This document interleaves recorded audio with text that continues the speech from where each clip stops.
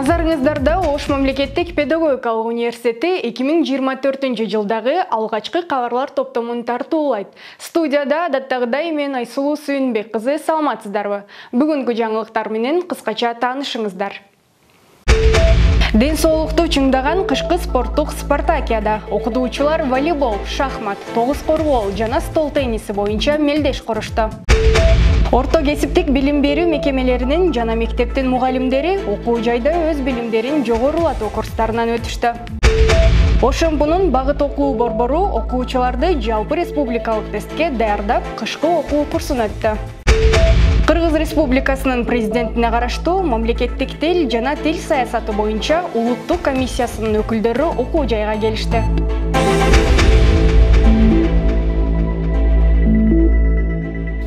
Окуу жайда салтка айланган факультеттер аралык профессорду окутуучулар жааматынын ортосундагы кышкы спартакиада болуп өттү. Мелдеш 11 январдан 18 январга чейин уланып, ал окуу жайдын жетекчилиги жана дене тарбия факультети тарабынан өткөрүлүп, мында бардык факультеттин ага эжекелеринен куралган командалар оюн көрсөтүштү. Спорттук иш-чаранын жүрүшү кийинки сюжетте.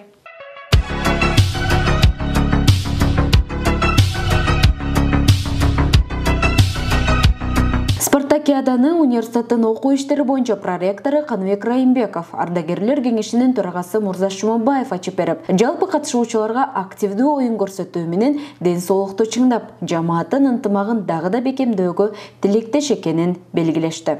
Биз бардыгыбыз азыр могул телефон көрүп кетип, кара көзүбүздүн көп карап, шуну менен көп алектенип, биз ден соолугубузду жоготуп атабыз. Бүгүн биз мынакей бир жылда бир болуучу, ден соолукту чыңдоочу майрамды өткөрүп атабыз. Сиздерге ийгиликтерди каалайм, күчтүүлөр жеңсин. Спорт менен машыгууга мен дагы бир чакырам. Демек, спорт менен машыкса бизде мектепте отурган жамаатыбыздын ден соолугу жакшы болот. Демек, ден соолук жакшы болсо, биздин жамаатыбызда жумуштагы иштерибиз да алдыга ачылат деген ниеттемин.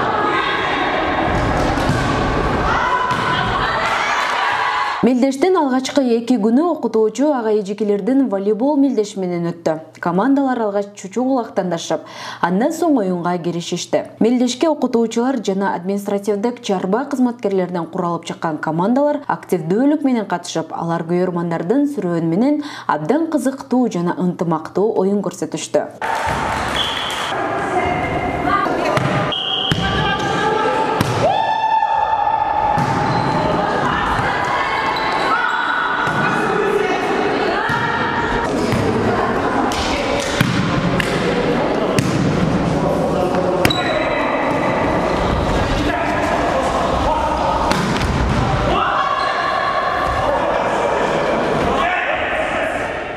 Кышкы спартакиадан уландысы болуп атат. Жыл сайын биздин Ош мамлекеттик педагогикалык университетинде салтка айланып калган январь айындагы студенттердин каникул мезгилинде профессордук окутуучулук курамдын ортосунда спартакиада болот. Факультеттер арасында окутуучулардын буга чейин волейбол түрүнөн болду, шахмат. Жобого ылайык волейбол мелдешинен кийин окутуучулар шахмат ойношту. Адаттагыдай ар командадан чыккан оюнчулар акыл дарметин сынашты. Катышуучуларга жана ар бир оюнга өз тармагы боюнча калыстар дайындалып, оюндун жүрүшүнө баштан аяк көзөмөл жүргүзүштү. Бул спорт ден соолуктун булагы демекчи, кээде ошо бул жылкы өткөндөн кийинки жыл деңсеген мугалимдер да көп эле. Демек, эми спортко кайдыгер эмес бизден. Жылдага караганда быйылкы командалар өтө күчтүү даярдыктар менен келишкен. Бирок ошол күчтүү командалар менен атаандашканга биздин факультет дагы өздөрүнүн баягы жакшы энергияларын көрсөтүп жатышат азыр учурда. Күн сайын кызып жаткан мелдештердин катарын стол тенниси жана тогуз коргоол оюндары да толуктайт. Студенттерге билим берүү миссиясынын ээлери сабак берүүдөн сырткары спорттун бир канча түрү боюнча алектенип, мыкты оюн көрсөткөндөрүнө күбө болдук. Аялдар аралык волейбол командасынын курамындамын. Бүгүн ушу стол теннис боюнча спартакиада өтүп жатат. Өзүңөр көрүп жатасыңар, аябай жогорку деңгээлде өтүп жатат. Мен биринчи жолу катышып жатам. өтө кубанычтамын. Белгилей кетсек, Ден соолук 2024 спартакиадасы жыл сайын январь айында окутуучуларды сергек жашоого үндөө жана өз ара ынтымагын арттыруу максатында салттуу түрдө өткөрүлүп келет. Ага университеттин жетекчилиги тарабынан кубок, диплом жана акчалай сыйлыктар коюлуп, мелдештин жыйынтыктоо азиминде жеңүүчүлөргө тапшырылат. Купнай Мамасалиева, Рустам Батырбеков, ОШБ жаңылыктары. Окуу жайда заманбап усулдарды түзгөн программалар жана санарип технологиялар боюнча педагогикалык чеберчиликти жогорулатууга багытталган окуулар өткөрүлдү.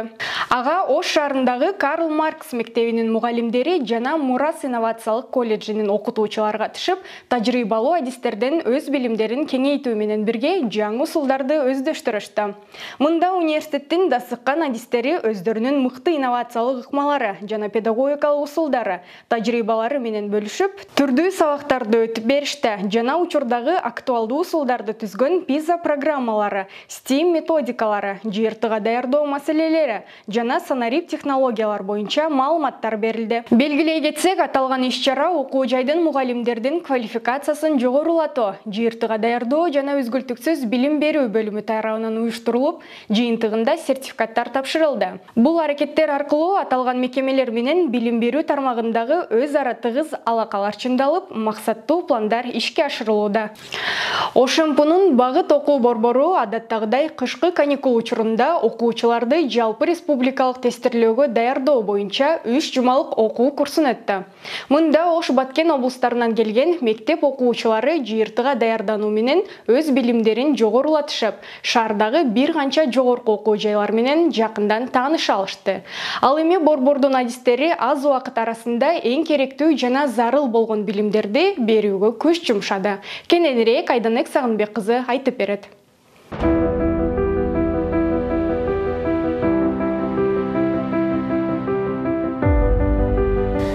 Ош мамлекеттик педагогикалык университетинин багыт окуу борбору адаттагыдай кышкы каникул учурунда окуучуларды жалпы республикалык тестирлөөгө даярдоо боюнча 3 жумалык окуу курсун өттү. Багыт окуу борборунун кышкы интенсив курсунда Чоң Алай, Ноокат, Карагулжа райондору жана Ош, Кызылкыя шаарларынын орто мектептеринен келген 9-11 класстын окуучулары билим алышып, алар негизги тесттин предметтери математика жана кыргыз тили, кошумча химия, биология, англис тили предметтеринен тестке даярдык көрүштү. Ар күнү тесттик суроолор менен иштеп, жаңы маалыматтар изденип, ар бир предметке өзгөчө көңүл буруп, жакшы даярдык көрүп жатканын баамдадык. Эмне экинчиси бул у нас правильный глагол болсо, да? Regular дейм, бияк болсо irregular. Туурабы? Правильный глагол, неправильный глагол. Жыйынтыксыз болот деп ойлогонбуз, мындай неинтересный бир какой-то депчи. Ойлоп келгенбиз, бирок баардыгы көңүлдөгүдөй болду. Биз аябай күткөндөн өзгөчө болду.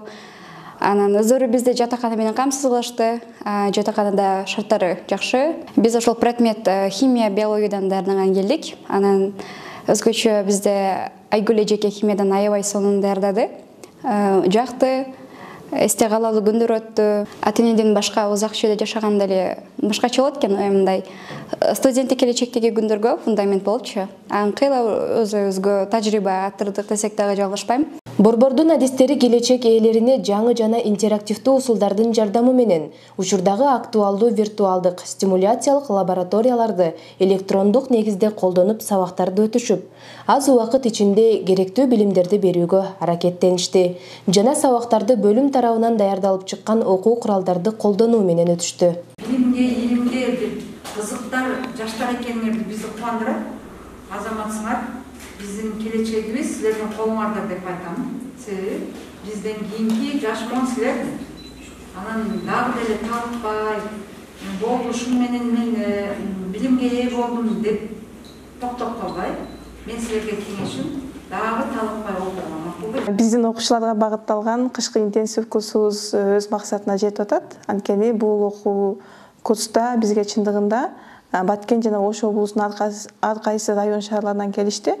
Чындыгында дээрлик, мындай күчтүү, аябай аракет кылган, баардыгы өзүнүн кесиби боюнча мындай бир кесипке умтулган окуучулар келишти.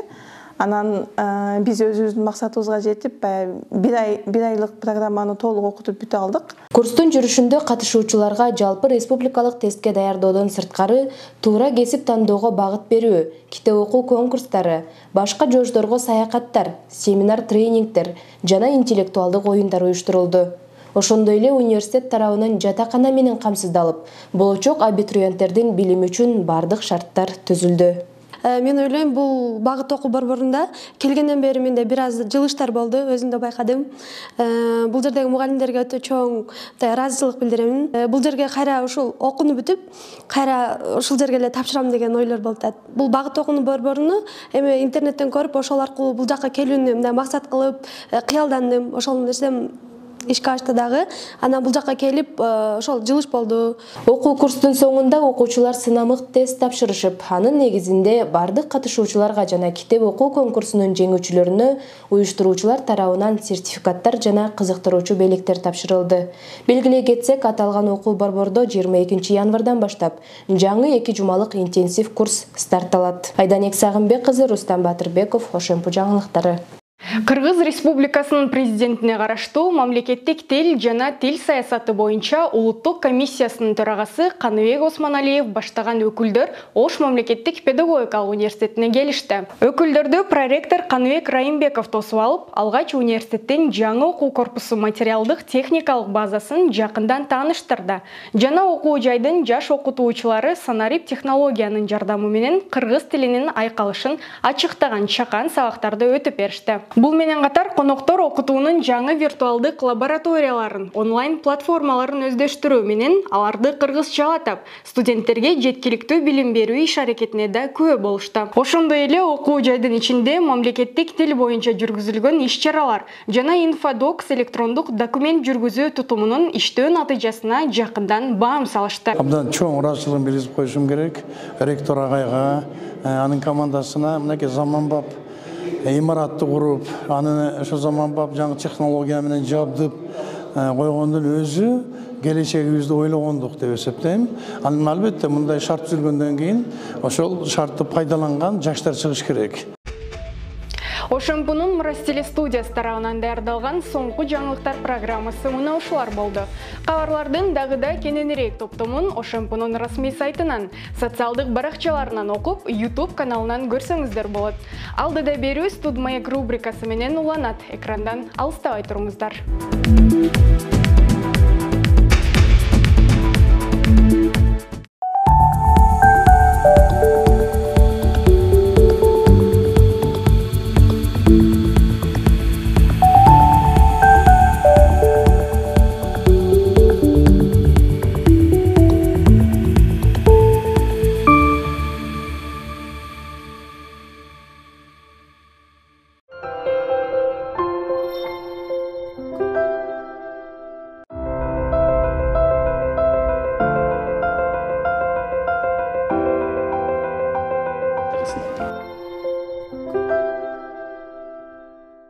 Негизи мен Марат Ынтымак, Кара Суу району.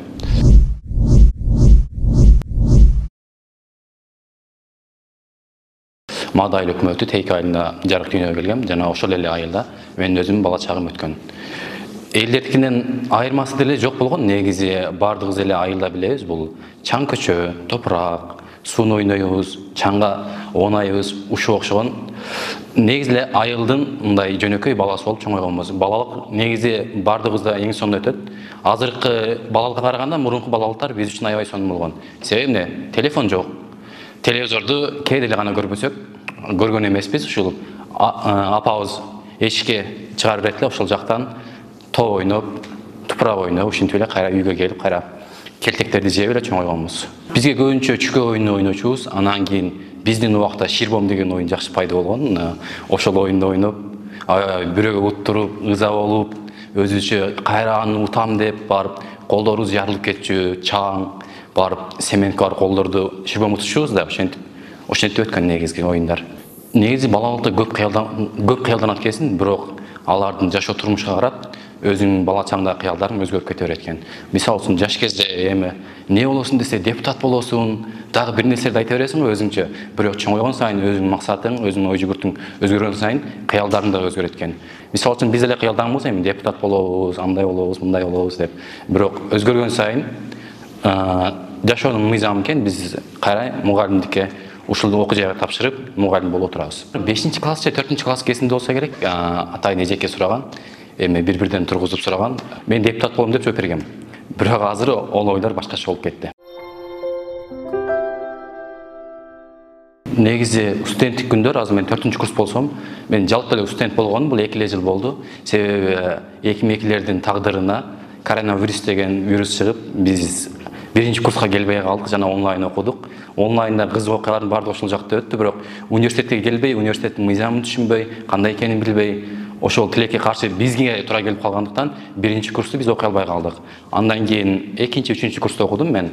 4-курстан баштап жыл башында эле мектепке ишке киргем. Ошол ойдон университетке кейде келем, кейде келбей атам азыркы учурдачы. Бирок акыркы ошо 2-курс менен 3-курсум мен аябай сыймыктанам, себеби ушул жылдары көп ийгиликтерге жетиштим, көп нерселерди ала алдым.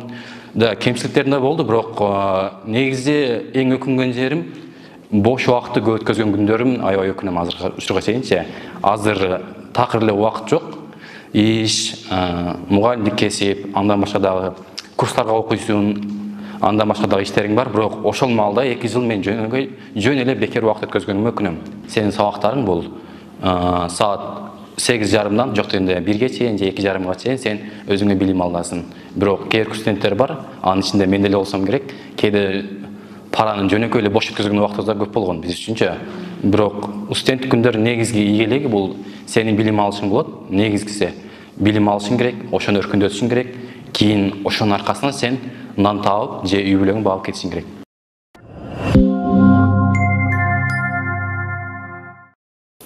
Көбүнчө элдер эмне кызыгасың деп да айтса, суроо берсе, көбүнчө мен ырдаганга дейт, бийлегенге дейт. Менде андай такыр андай сыпат жок негизги эле. Мен талант, сыпат негизи талант жок. Мен негизи 10-11 класста шахматка кызыга баштагам. Көбүнчө үйдө менен эң улуу агам Байырса Марат уулу бизге шахмат үйрөткөн. Андан кийинки агам Нурисса Марат уулу аны улантып, студент болгондо окуп бир аз кайра бизге үйрөттү. Ошонун аркасы менен шахмат ойноп калгам. Негизи бул шахмат мага аябай жагат. Азыркы учурда паркка түшүп, чоң аталар, чоң кишилер менен шахмат ойноп турам. Негизи жашоодо шахматтын пайдасы аябай көп деп ойлойм негизи. Бая айтып коет го, хан деле, вазир деле, пешка деле оюн бүткөндөн кийин баардыгы бир кутуга түшөт депчи. Бул өзү жашоодо бир өз сабагы бар нерсе да булчу. Анан биздин бала чагыбызда негизи биринчи башкы көч кайка кетсе, аягы да ошол жака кете берет экен. Себеби менин агаларым Биларман Ордо интеллектуалдык оюнуна катышып, ошол жакта жүргөндөн биз дагы бала чакта эле ошол оюнду кыялданып, эфирлерге чыксак деп кыялданып жүрүшүбүз. Бирок ошол келгенден кийин ошол кыялдар орундалды, биз дагы эфирге чыктык. Жашоодо үй бүлөдө негизинен үй бүлөң кандай болсо, сенин жашооң, сенин максатың, сенин ой жүгүртүң ошол жака карап өзгөрүп кете берет экен. Негизи жашоодо бул китептин орду аябай чоң деп эсептейм мен. Негизи китеп аркылуу эч качан ар бир адам жаман жакка барбайт да. Мисалы үчүн сөзсүз жакшы жакка кетет. Китеп бул жашообуз негизи бизге аябай көп нерсени үйрөттү. Негизи китепти карай турган болсок, Алипбей китебинен баштап ушмалга чейин чыгармалар, драмалар баардыгы бул жашоодо керектүү нерселер. Дана алардын баардыгы эмне бул жашоодон алынган. Ошондуктан китептин жашоодогу аябай мааниси зор жана чоң деп эсептейм. Негизинен айтып калышат, китепти бул бош убакытта окуш керек деп айтат го көбү. Бирок андай эмес негизи. Китеп окуш үчүн атайын бош убакыт ажыратыш керек. Себеби эмне? Китептен сен аябай көп нерсе алышың керек. Ошон үчүн өзүңдүн убактыңды ошого бөлүп коюп, анан окушуң керек. Бизде бош убактым болбой атат, бошосом окуйм да деп көп айтышат, бирок андай эмес. Китеп үчүн сен өзүнчө бир убакыт бөлүп анан окушуң керек. Мисалы үчүн мен агам айтып калат, мен кээде саат 2:00-дө китеп окуйм дейт да. Саат 2-де, түнкү саат 2-де. Себеби эмне? Элдердин баардыгы уктаган, жымжырт, мага аябай түшүнүктүү болот дейт да окугандачы. Ал эми мен таң калам, Мавшикада кыздар китеп окуп кетет го өзүнчөчү. Бул жөн эле да алчы. Окубайт анычы, өзү деле түшүнбөйт, просто эл көрсүн, ушундай нерсе да. Китеп каякта маршруткада окуп кеткенде адамдын оюна келет, ойлойт, жок аны эч качан ойлобойт, түшүнбөйт. Мисалы үчүн эркектерде да ушундай нерсе болот. Сен маршруткада китеп окуп кетсең, алдан бир жакшына кыз маршруткадан түшүп кетсе, оюң ошол жака кетип калат да. Андан кийин биринчи курска келдим, бирок тилекке каршы биринчи курстун мезгилинде коронавирус болуп, биз сабакка келбей калдык. Ошол учурда 1 жыл стройкада иштедим. Стройкада иштешимин, себеби эмне? Стройкада иштейм, сабакка кирем. Ошентип анан кийин барып китеп окуйм үйгө келгечче. Бир күн атайын стройкадан жооп сурадым дагы, Жалал Абадка китеп конкурс болуп турган болду. Ошол жака кеттик, агам экөөбүз. Агам ого сен мени даярдадың, ынтымак, бунун формуласы мындай болот, сен минтип жатташың керек, китеп окуунун, китеп конкурсун утуш үчүн атайын ага бир формула жасап алышыбыз керек, кагаздарга суларды жазышыбыз керек, ошентип ушулар жаттап чыгышың керек, биз барып бүгүн утуп келишибиз керек деп айтты. Бардык, бирок мындай деп айтты, мен биринчи орунду алам, ынтымак, сен экинчи орунду аласың деди да. Экөөбүз жок дегенде 40 миң акча алып келишибиз керек деп айтты да магачы. Тилекке каршы экөөбүз бардык, барып бардыгын белгилеп чыктык. Бирок жыйынтык келгенде агам 3-чү орун, ынтымак сен 1-чи орун деп чыкты да.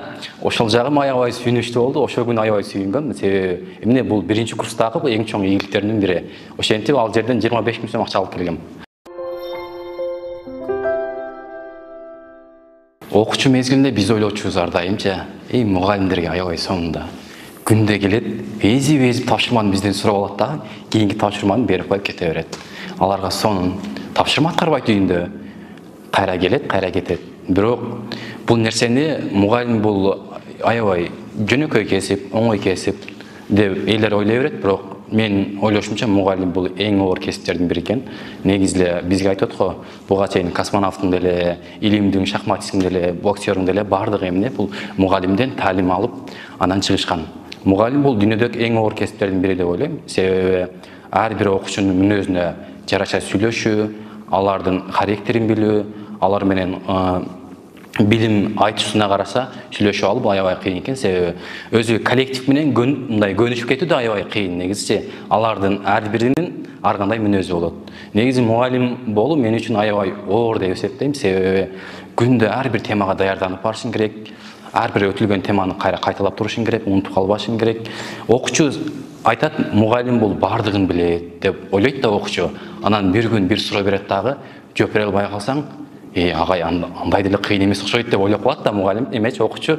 Ошондуктан биз эмне мугалимдер тынымсыз окуп турушубуз керек, ар бир жаңы маалыматты билип турушубуз керек жана окуучуга ошол маалыматты жеткизип турушубуз керек. Мугалимдер өзү кыйтыр болобуз негизичи. Ошондой абалдан аябай жакшы чыгабыз да бизчи. Эгер билбей калсаң, аны тапшырма катары берем, ошону сен ошону үйдөн окуп кел, анан эртеси күнү талкуулайбыз деп, кээде ошентип кутулуп кетесиң. Кээде ошол айла жок болуп калса, башкалай нерсени айтып, айландырып, окшотуп кутуласың да. Бул бардык эле мугалимдерде боло турган нерсе, бул менде деле башыман көп өттү. Бирок эмне окуучу үчүн өзүң сен аны агай буну билбейт экен деген ойго келтирбеш үчүн эмне башка жактан айландырып, ошого жакыныраак вариантын алып чыгышың керек да. Негизи биринчи сабак бергенде эле мен айтып коем, башында сабак берип атканда эле айтам. Эмне биз бардыгыбыз үйрөнүүчүбүз. Мен деле азыр толук билимге ээ эмесмин. Дагы мен стаждуу мугалим эмесмин. Мен деле силерге окшоп үйрөнүп атам азыркы учурда. Ошондуктан кээ бир суроолорду мен билбей калсам, мени кечиргиле, кайра мен ошону окуп келип, кайра силерге айтып берем толук түрдө деп өзүм айтам окуучуларга көбүнчө. Азыркы учурда саат 6:30 турсам, саат 8-ге чейин мектепке барып калышым керек. Номер 52-чи Кыргыз Түрк достук мектеп лицейине. Андан кийин ал жерде 4 саат сабак өтөм. Андан кийин 12-де бошосом, 12-де келип олимпиада окуучуларды даярдайм 2 саат.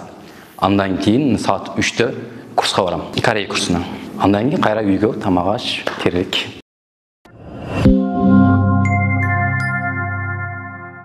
Мен эсимде бар, айылда бизде эң оор процесстердин бири бул чөп малы да. Чөп малы бул аябай кыйын мал биз үчүн. 20 күн чөп чабабыз, чабакта жүрөбүз. Ошол малда билердин ордо саат 7:30 башталса, биз чөптөн келгиче билердин ордо башталып калат болчу да телевизордочу. Өтүк менен, чалгы менен аны бардыгын көтөрүп алып, шашып келип, бети колду жубай эле барып билармонордо көрчүбүз да. Мектеп маалында ошентип билармонордон көрүп жүрдүк. Анан бияка келгенден кийин мектеп кезинде 3 жолу атайын акыл ордо болчу биздин айыл өкмөттө. Ошону 3 жолу жеңгенбиз, өзүбүз команда түзүп чыгып. Себеби мунун таасири эмне болгон? Үйдөгү билимдин таасири болгон, үйдөгү мамиленин, үйдөгү китептердин таасири болуп, ошону жеңип калганбыз. Андан кийин бул жака келгенден кийин биринчи курста биринчи жолу эфирге 17 жашымда чыктым. Биринчи жолу ошол жака чыгып, биринчи жолу эфирдин кандай экенин көрдүм, суроолордун кандай экенин көрдүм. Бирок бул чөйрө мага аябай жагат. Себеби ушул чөйрөдө мен аябай көп тааныштарды таптым, өзүмө билим алдым десем болот. Кыргызстандын 2 жолку чемпиону болдук. Ушул эле чөйрөдө азыркы учурда атайын интеллектуал оюндар болуп турат. Аларга тынбай катышып турабыз. Анан негизгиси бул чөйрөдө эмне? Биринчиден бул билим аласың, экинчиден акча да алсаң болот. Ошол жагы аябай жагат мага. Интеллектуал оюндарда мисалы үчүн ар оюнга чейин атайын биздин даярдыктар болчу. Мисалы үчүн биз Mercedes-Benz машинасын утканыбызда биз ошол оюнга 1 ай даярданганбыз да. Күндө ар бирибиз, командада 5 адам болсок, күндө ар бирибиз 40тан суроо түзүп келип, ошону ойнойбуз да. Күндө 1 ай ошо менен элек болгонбуз. Адам мындай окуп турганда, окуп, өсүп 1 ай даярданганда, адам өзүнө өзү мындай спортсмендер болот го баягындай. Мен уже бойго түшөм, мен даярмын деп калат го. Бизде да ошондой процесс болгон.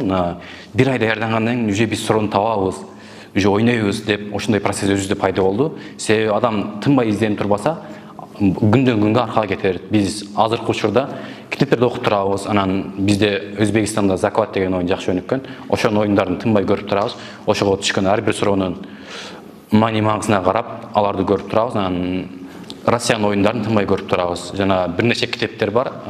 Интернетте жөнөкөй китептер эмеде дүкөндөрдө бар, аларды алып окуп турабыз. Анан интернеттен суроолорду тынбай которуп окуйбуз. Адамдар көбүнчө 2 түргө бөлүнөт. Бирөөсү логикасы жакшы болсо, бирөөсү фактыга күчтүү болот. Бирок экөөнү тең бирдей алып кетиш бул кыйыныраак. Себеби экөөнү бирдей алып кеткен адам бул кыйла эле гений болот да. Мен көп фактыга басым жасай бербейм, себеби көп нерсе эсимде кала бербейт да, көп нерсени жаттап кала албайм. Жаттап калыш үчүн атайын аракет кылышың керек сенчи. Көбүнчө логикага басым жасайм, бир суроону экинчи суроого байлап такканга аракет кылабыз.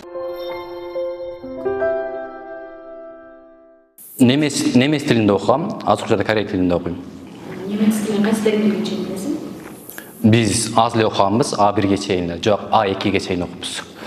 Азыр корей тилин эмне максатта үйрөнүп атасыз? Кореяга кетүү. Биринчи 11 класс бүтүп атканда бизде ОРТ маселеси бар болот го.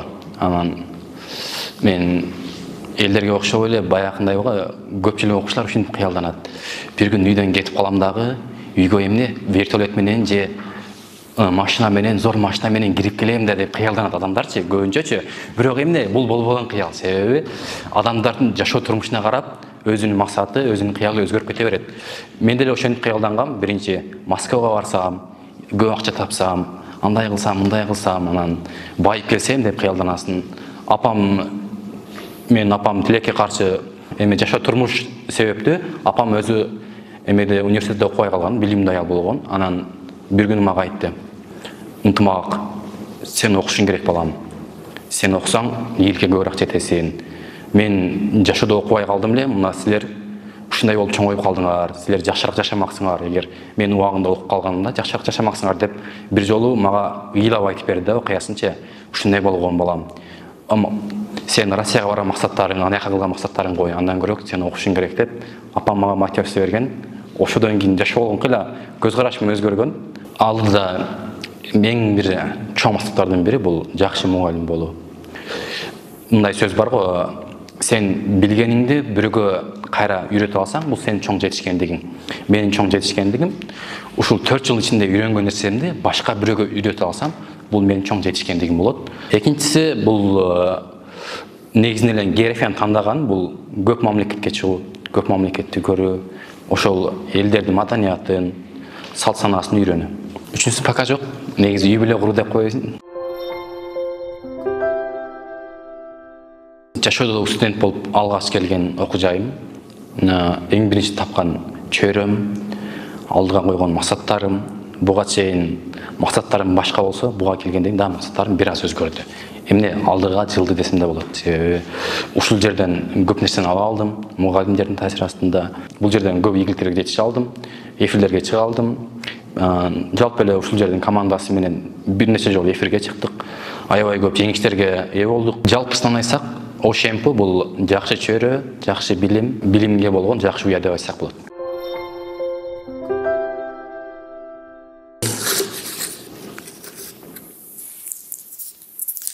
Тамак жасаганды билесизби дейт.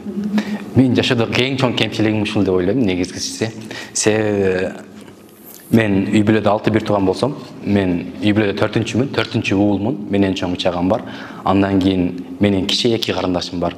2 карындашым болгон себептүү менен кийинки карындашым менен бир эле жаш кичине да. Ошол болгон себептүү мен жашоодо такыр тамак жасабадым. Кийин Германияга барып жүргөндө тамак жасабадым. Азыр эми мүмкүн жашоодо болуп калар тамак жасаган күндөр, бирок азыр учурда жеңемдер бар, дагы да тамак жасабайм. Бирок бир күн келет, тамак жасаган күн келет деп ойлоп жүрөм азыркы чагдачы. Бирок келет. Бирок аябай кыйналсам керек деп ойлойм. Бир аз толуп алсам жакшы болмок деп ойлойсуңбу дейт. Толгонду аябай жаман көрөм негизи. Ушул ойдон калыш керек. Адамдар кызмат ордуна карап толуп кетет деп ойлойт го. Билбем, мен үчүн ушул бойдон жүргөн жагат. Себеби эмне? Бул ашча салмак, бул оору деп коет го. Ашча салмактуулук бул жашоодо негизи пайдасы деле жок да. Өзүң спортто жүрсөң, эгер мисалы үчүн арык болуп, күндө чуркап турсаң, өзүң ден соолук үчүн эле жакшы. Толгонду жаман көрөм негизичи. Бирок жашоого байланыштуу толуп кетиши мүмкүн, эми кызмат ордуна байланыштуу. Бою кыска адамдар менен чогулушкандан уялбайсыңбы дейт. Аны уялыштын кереги жок го деп ойлойм. Себеби эмне? Эми бул жашоонун мыйзамы, ал өспөй калса, мен күнөөлүү эмесмин дагычы. Аны менен чогуу жүргөн де кайра жакшы. Келечекте өзүңүзгө жар тандоодо аны эмнесине көбүрөөк маани бересиз дейт. Орчунду суроодун бири экен, негизи айтып турган болсом. Эми бул элдер бардыгы айтат, ыймандуу болсо экен, ата-энем сыйласа экен. Ошол эле нерсени айтышат, негизи. Мен айтар элем, эми бой бир аз узунураак болсо экен деп ойлойм. Сабырдуу сузбу дейт. Негизи көп ызаланып турам кээде. Ызаланып турган эркек киши бул жашоодо бир ыйлап албаса бугу чыкпайт дейт го. Кээде мындай нерселер болуп туруш керек, кээде. Ал эми жашоодо серьезно жүрө бергенен болбойт. Кээде шаңдуу болуш керек. Ал эми негизи сабырдуу элемин. Спорт менен алектенип турасызбы дейт. Эме деди эле бир жолу Инстаграмда популярдуу болуп кетти го, баягы бирине бири жөнөтөт го. Сен кайсы спорттун түрү менен машыгасың деп анан экинчиси ага уланып кетет го. Бир жолу ушундай нерсе келип калыптыр. Кайсы спорт менен алектенесиз деген нерсе келип калган экен. Мен шахматты коюп койсом, бир адам мага жазып берди. Шахматтан бул спортко киреби депчи. Кандай спортко кирбейт шахмат? Себеби эмне? Сенин башың ушул нерсе аркылуу өсөт. Демек башты ичиңдеги мээни өстүрсөң, демек бул спортко кирет. Негизи шахмат ойноп турам. Өзүңүздү сулуумун деп эсептейсизби дейт. Жакшы суроо, мага жагат. Жашоодо эч бир адам өзүн куник деп эсептебесе керек. Ушундай да, жашоодо бул ата-энең үчүн сен эң сулуу баласың, эң акылдуу баласың. Сен ата-энең үчүн сен бардыгысың.